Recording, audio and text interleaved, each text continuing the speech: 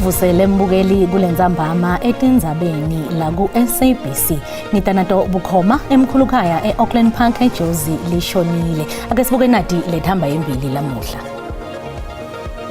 As he was stopping in front of the gate, and suddenly this particular vehicle started shooting.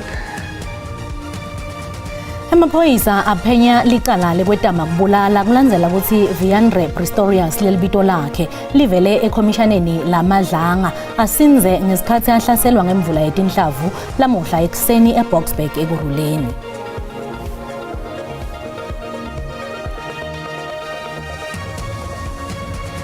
As the families, we say it's 10 years of torture, 10 years of betrayal, 10 years of lies by our government. Imindeni yetisebenzi letinzatfu taselilimayini eBarberton neMpumalanga solo ifuna kutakulwe emathambo etinini tayo letavaleleka ematfunjini alemayini eminyakeni lelishumi leyengcile.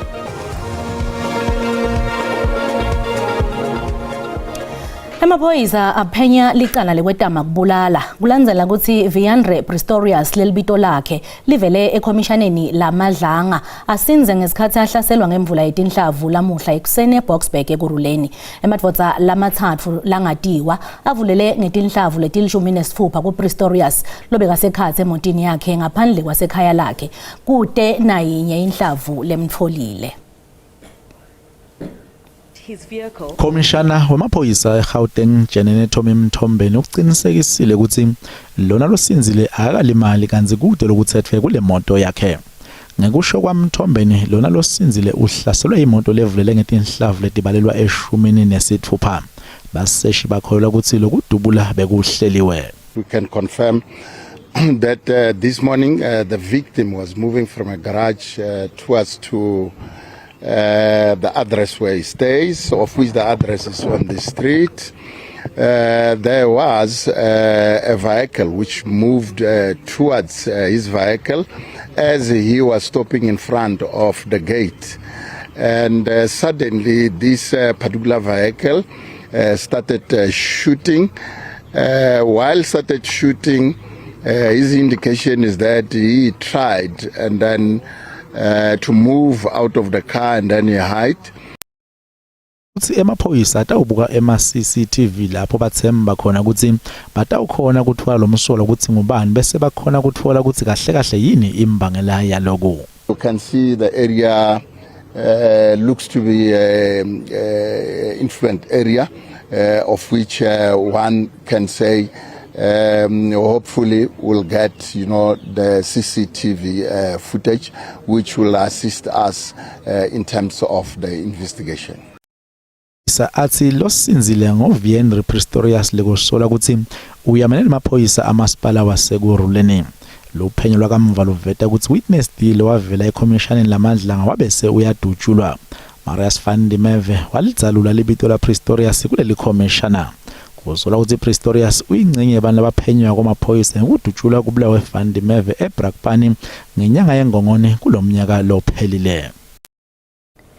Sikubutile ke mbukeli ukuthi ngekubona kwakho ingabe kunganani kuphepha kwalabantu labathula bufakazi ekhomishoneni lamadlanga umbono wakho uyalandzela. Hayi msasazi abantwana babantu abakhuselekanga kulena into. Lena into izawubagqiba abantwana babantu. Kuncane kakhulu kuphepha kwalawo bantu labo ke lebathula ubufakazi lapho ngoba litawuthi iphela le commission kube kukhona laba sebafunyelisaka bafunyiswa ngokuthi bathule ubufakazi. Mina ngithi kuphepha kwalabantu ngikubona kuncane kakhulu kwamele bagadwe hayi kudlala. Uhulumende akende taba ekutheni bayagadwa. Kumathemba kakhulu uhulumende kumele adlale inzima ekutheni labo bantu labo labobufakazi obatholela izawu lephephile ukuthi bahlale khona ukuze bavikeleke ngoba makuso kube mati kubi kakhulu umsakathi mina ngisaba kaphephanga kakhulu. Bona abaphephile impilo tabo tihlala tisengcupheni umbuso awende indlela yokuthi ubavikele noma ngayiphi indlela.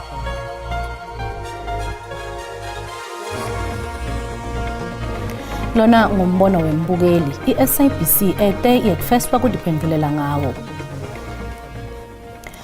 Lilunga lelisetu lemaphoyiseni Brigadier Rachel Macheng ulivumile ukuthi belinebudlelwane naVusumuzi Cat Matlala losolwa ngenkohlakalo ngalesikhathi inkampani yakhe itfola itenda ya 360 million wemarandi emaphoyiseni.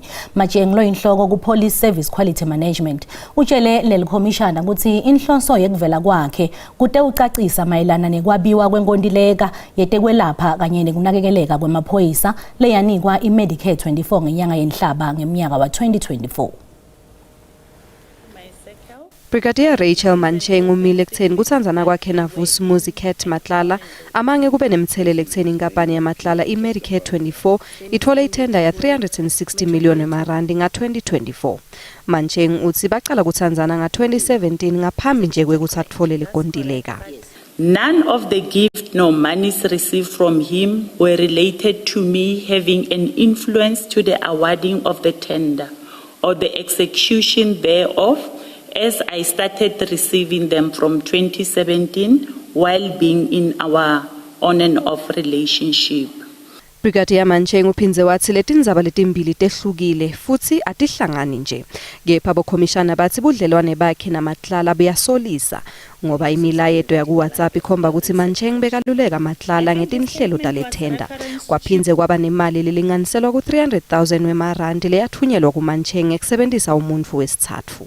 From the inception of our romantic relationship, he will pay money directly into my FNB account.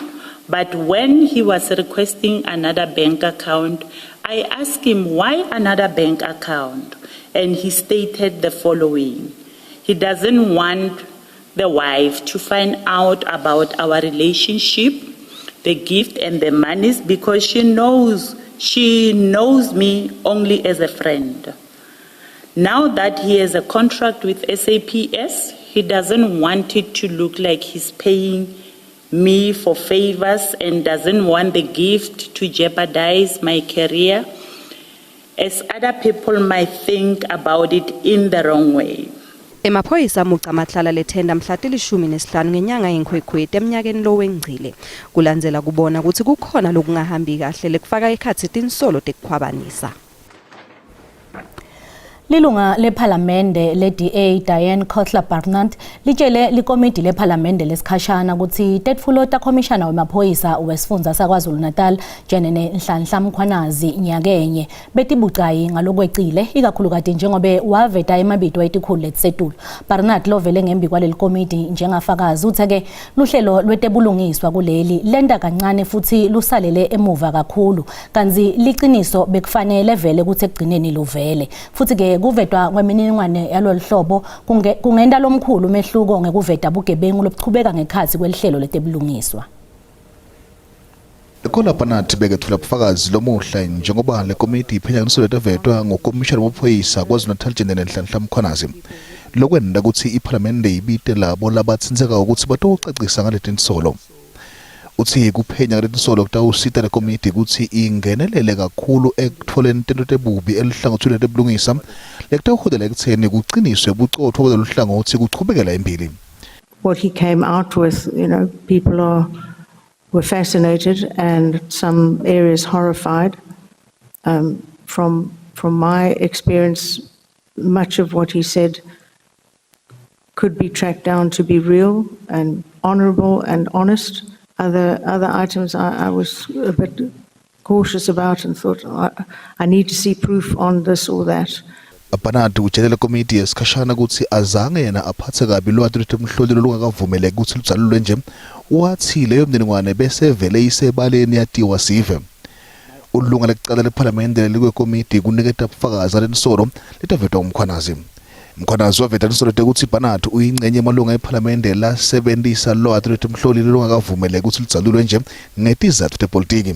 All of this happened way before, and of course I have no idea how the information about initially the hotel came to be in the newspapers. Umbuto ke uthina sekucala kuvela emalunga ephalamende la kuyo le komiti ngabe kusho kucina kwesandla sale komiti emsebenzini wayo. Lokho sekutobonakala khona kuchubeka kwembili kubona ukuthi mangakhe emalunga ale komiti tawuvela njengabofakazi embikwayo. Eludzabeni lwetfu lolulandzelako sikhulumisana na Njengalwati Bheki Mngomezulu kubuka ludzaba lwekusukunyiswa kwemakhomishana kubuka tindzaba letitsite. Asikubingelele sikwamukele Mngomezulu etindzabeni teSiswati la ku SABC. Angibingelele dadewethu, ngibingelele kozaweni bese sibingelele nababukeli. Kwakuqala nje kusetshenziswa yiphi indlela kubuka ukuthi ludzaba lolutsite ludzinga kubukwa noma ke kuphenywa ikhomishana? Dadewethu kusemandleni kamongameli ophethe ngaleso sikhathi. Umthethosisekelo ikakhulukazi ku section 84F unikeza umengameli osesihlalweni ngaleso sikhathi igunya noma amandla ukuthi kube uyena uqoka iCommission. Okufaka phakathi ke usihlalo leyo commission nabo bonke abanye abantu abazosebenzisana nalo azobe semqokile. Umehluko obekhona kungesikhathi ulowayo umvikelo womphakathi uThuli Madonsela enza umbiko lapho khona athi kuzofanele kuqokwe iCommission lena eyagcina iholwa iJudge uZondo. Kodwa ke wabe sekuveza ukuthi usihlalo leyo commission akangaqokwa umengameli. Akaqokwe ijaji elise kwi-Constitutional Court noma esenkantolo yomthethosisekelo. Abanye bethu ke bakubona kwehlukile lokho ngoba sakubona kungafana lokho kushiwo umthethosisekelo usection 84F ukuthi umengameli uyena onamandla kwenza lokho. So ke ngaleyo ndlela umengameli kukuyena ukuthi uyafuna ukuxoxisana nabanye abantu athole imbono yabo ngokuthi kufanele naqoke iCommission noma uzothi ngokumthethosisekelo uyamvumela avela iqoke engazange axoxisana namuntu kuba kulowo mengameli ngaleso sikhathi. Njengalwati akasibuka indzaba yekufika kwemndeni wakaGupta eWaterkloof ukhona lo wamiswa emsebentini ngaleso sento ngaphandle ke kwekuthi kube nekhomishana sekunendzaba yakamuva yokumbandzakanyeka kwemikhumbi yetempi yase-Iran eluhlelweni lwekutilolonga kwembutho wasemandini wakuleli kanti ke sekusukunyiswe ikhomishana kuphenya tinsolo tekweca umyalo wamengameli ekutheni Iran ibe khona kuleli hlelo. Yini kungaveli kubekwe loyo lobekade ayinhloko kulolu hlelo kukhulunyiswa yena athathelwe tinyathelo nangabe ke kufanele? Umbuzo obalekile dadewethu mhlambe singaqala nje ngokubuza ukuthi sikuphi isidingo semadlanga commission sikuphi isidingo se-ad hoc committee ngoba kwakufanele ukuthi ngesikhathi uGeneral Umkhwanazi kwaKwaZulu Natal eveza lezi insola zivezayo bese kuthiwa akuvulwa amadokodo abantu baphenywe otholakala necala aboshwe ongenacala adedelwe ngoba inkinga yamakhomishana ukuthi awanawo amandla okushushisa lento okuyayithiwe ngesingisi ama-prosecutorial powers azothi uma ngabe seqedile la makhomishana enze imbiko enze incomo lokho kuthiwa ama-recommendations kuphinde kuqala olunye uphenyo phansi yabo lo mbuzo obuzayo kwaseWaterkloof ukuthi kwathatha isinqumo ngokushesha bese uqhathanisa nalento leyenzekile ngodaba lwase-Iran. Umbuzo uthi uma kukuthi umengameli wayibhala incwadi eyibhalela izikhulu eziphethe ezokuvikela okufaka phakathi naye ungqongqoshe wezamasotsha noma ezokuvikela umama uEnyimontsega uma uthi wayibhala umengameli akubuzwe nje ukuthi umengameli wayibhala nini incwadi bathole impendulo wayibhala wayinikeza ubani bathole impendulo bese kubuzwa kulowo muntu lothi kwenzeka kanjani pho-ke ukuthi umyalelo kamongameli oCommander in Chief okuyena wengamele onke amasotsha kungani engalalelwanga. Asikho nesincane isidingo sekhomishana ukumosha nje imali asikho ngempela dadewethu. Kanti ke bofakazi nalabathintekako baphephe kanganani kulama khomishana njengoba ke lamuhla eJozi kudutshulwe lomunye lekuthiwa ke uyathinzeka kule khomishana luphenyo ngalesigameko ke lusaqhubeka? Akukho ukuphepha dadewethu ngoba okokuqala nje kuzoba nabantu abathintekayo bese kuthi laba baseceleni masebezwile ukuthi kunegama elithile eliphakanyisiwe noma eliveziwe benze isiqiniseko sokuthi lo muntu bamsoconga noma bambulala ukuze bacishe ubufakazi noma ke mhlambe kukhona ke abanye abazothi ngoba ubani kungenzeka naye agcine sevelile lapha asheshe simphuthume simvala umlomo engakafiki kule commission. So ke ukuphepha kofakazi into ebaleke kakhulu nokuzokwenza ukuthi uma ngabe sekufika esiphethweni sale commission noma salama commission uthola ukuthi kunolwazi olugcine lungavelanga ngoba abantu bekufanele babe ngofakazi babulewe. Ngizokwenza isibonelo ngeMorane commission eyayibheka ukubulawa kosopolitiki lona kwaZulu Natal. Kunabantu abagcina bengavelanga hayi ngoba babengalazi iqiniso kodwa ngoba babe nokwesabela ukuthi uma beke baliveza iqiniso nabo impilo zabo zisengcupheni. So ke ngaleyo ndlela inkinga enkulu engazi ukuthi uhulumeni uzoyixazulula kanjani ukuthi uma bekhona abantu abanolwazi abafisa ukuthi balilethe ngaphambili usize isizwe bagcine belugodla hayi ngoba bengafuni kodwa ngoba besabela ezokuphepha. Into uhulumeni ufanele ayibheke leyo ukwenzela ukuthi sigweme izimo ezifanele enesisicishe senzeka namhlanje. Zolo lokade sikhuluma ngomunye oseshonile vele nalo ucishe washona okusho ukuthi kusengenzeka nabanye babe sengcupheni. Njengalwadi asibonge kakhulu isikhathi sakho. Asibonge dadewethu, sibonge ithemba lakho nakubabukeli. Ngunjingalwadi Bheki Mngomezulu longumhlati wetepolitiki lotimele. Kanti ke tinhlangano letehlukene tende lubito kuhulumende ukuthi atakule ngekusheshsha icontainer lesemathunjini elilimayine eBarberton eMpumalanga. iAction SA ibambisene nemindeni yalabo labavaleleka necontainer kule mayini Popriti Nkambule, Yvonne Mnisi na Solomon Nyirenda babeke nemicimbi wekukhumbula lokwendeka. Le container lebebasebenza kuyo yavaleleka ngaphansi kwematshe ngalesikhathi kwendeka lenhlekelele 2016 kwabe seke kucalwa luphenyo ngale nhlekelele nga2017 lolubeseke luveta ukuthi kugubha ligolide ngalokungekho emthethweni ngiko lokwenda ukuthi tinvonga tale mayini tingagcini. Lokhu ke kwavetwa njengembangela yale nhlekelele. Uvulwe ngemkhuleko umcimbi wekukhumbula inhlekelele leyendeka eminyakeni lelishumi elilimayini eBarberton eMpumalanga. Imindeni ya Priti Nkambule, Yvonne Mnisi na Solomon Nyirenda solo ifuna emathambo etinini tayo. Le mindeni solo ihlele ethembeni nanome ngabe ingatfoli timphendvulo leticacile. As the families, we say it's 10 years of torture, 10 years of betrayal, 10 years of lies by our government. Our government is failing us. Sekuphele iminyaka lelishumi solo kude imitamo leyenele leyendiwe nguhulumende kutakula lamathambo. Umholi weAction SA Herman Mashaba uthi utawuchubeka nokulwa kude kube ngulapho lemindeni itfola bulungiswa. We exposed the lies of the South African government when after the collapse of this container they said to the families and the people of South Africa and the entire world that this container cannot be retrieved. Lenhlangano iphinze yagceka liphiko letekushushisa kuvelonke ngekungathatheli tinyathelo labo labathinzekako kulombiko lowakhishwa nga2017. All agencies of our criminal justice system, they are protecting the NNC oligarchs who are working with the mine management of this particular mine to ensure that that container is not retrieved. Litiko letemcebo waphansi lisanemsebenzi lomkhulu wekutakula lamathambo aletisebenzi letintsatfu.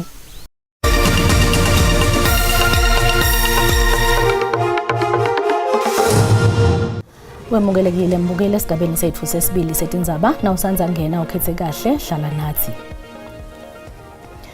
Lisekela lamengameli wePatriotic Alliance lophinze angenele sikhundla sekuba ngusodolobha waseJozi Kenny Kunene uthi unako konke lokufunekako ukuthi abe ngusodolobha weJozi. Lubukwe ngalabovu ke lukhetho lwabohulumende basemakhaya lolitako njengoba linani lebantu labalingenelako liqhubeka nekwenyuka.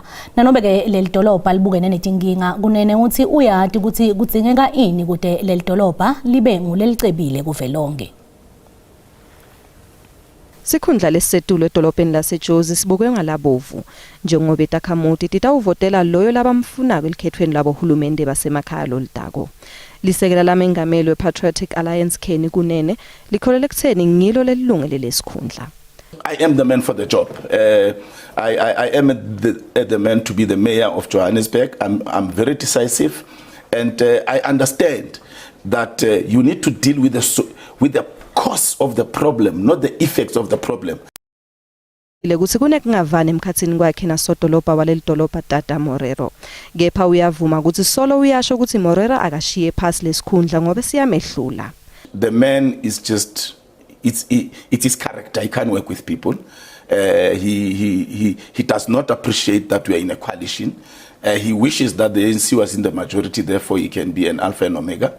And I'm saying I can't tell the ANC to remove their candidate, but I can certainly have an opinion on how the person is performing.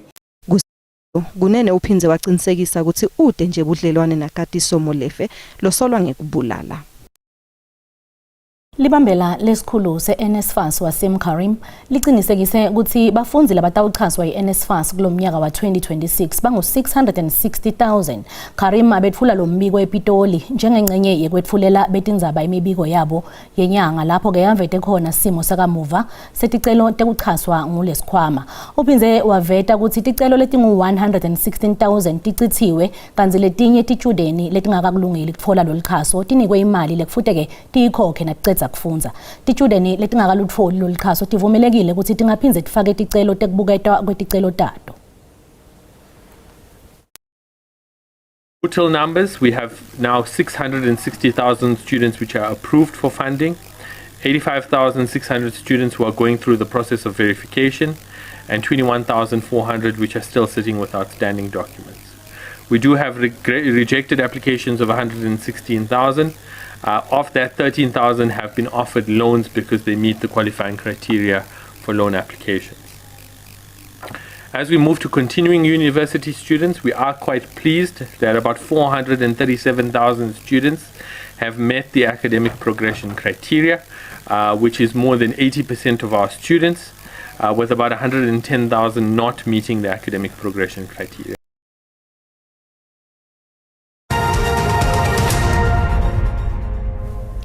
Nasivakashela timakethe tetimali sitfola ukuthi lirandi lehlile nalicathaniswa netimali takulamanye emave.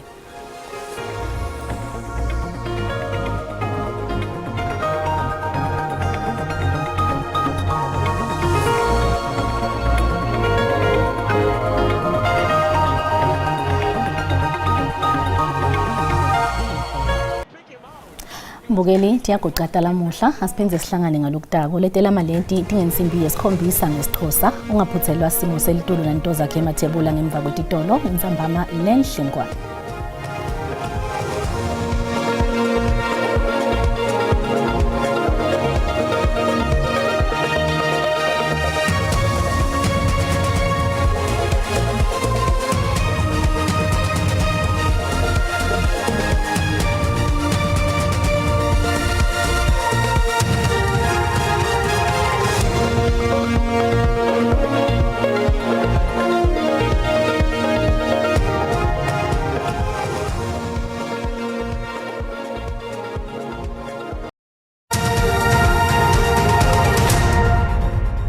Ngiyetela shona ngena zabatalo kanjalo ngiyetela shona nginaso simo silitula sikibingelela kanzi ke masibuka sithombe sethu akhombisa amahlaka kakhulu ke mathuba emvula mabuka ke la icishe tifundze lethi ligwini nelive njengoba lapha kuyekela 80% mabuka ke la sifundza Eastern Cape lichubeke njalo nekuba ku 30% maya ke la isifundzeni Northern Cape likwalelo muhle kanzi ke naselangeni la kusasa achubeke njalo lawo mathuba emvula njengoba lapha kuyekela 60% asimile ku 30% kanzi ke limbonyenge emafu mawehla ke nsholo Kapa kanjalo nasempumalanga ngayilive ngwalelo muhle kanzi ke isixwayiso lesivela baka South African Weather Service likhombisa ke kuba noba ke nokuduma kakhulu mabuka ke la cishe ke fundzeni Eastern Cape ngwalelo muhle kanzi ke lana selangeni la kusasa lichubeke njalo ke nekuduma kakhulu mabuka ke sifundza Eastern Cape nengcenye yelive lethu lingomakhelwane iLesotho ngwalelo muhle kanzi ke masibuka ke la emazingisha kuTsemenjane elangeni la kusasa masibuka ke sifundza eGauteng enzawo lefana nabo Carletonville lapha ku 30 kuyashisa eFrenageni elifuthumela nga 29:31 eJohannesburg kanzi ke ePretoria lapha ku 33 ngwalelo muhle kanzi ke sifundza iLimpopo enzawo lefana nabo Musina lapha ku 32 kuyashisa eliphalale nga 33 eThabazimbi kanzi ke eBakersford lapha kuyeke la 29 kanzi ke sifundza iMpumalanga the place of the rising sun eSkhukhuza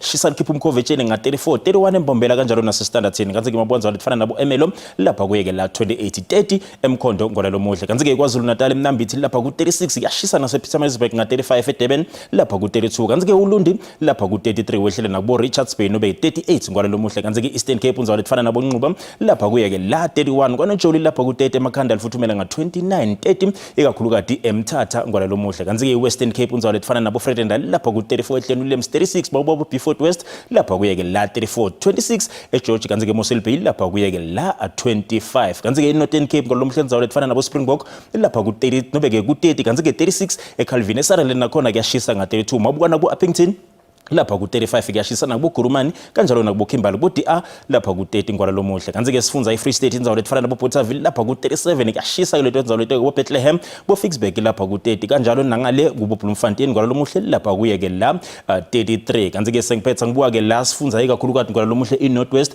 mabuka ke la inzawo lefana nabo Botosca lapha ku 35 kanzi ke kubo Vryburg lapha ku 34 mabuka inzawo lefana nabo Botaung lapha kuyeke la 35 ngwalelo muhle angisho ngethi kungako bengikuphathele kona busuku abube ngilobuhle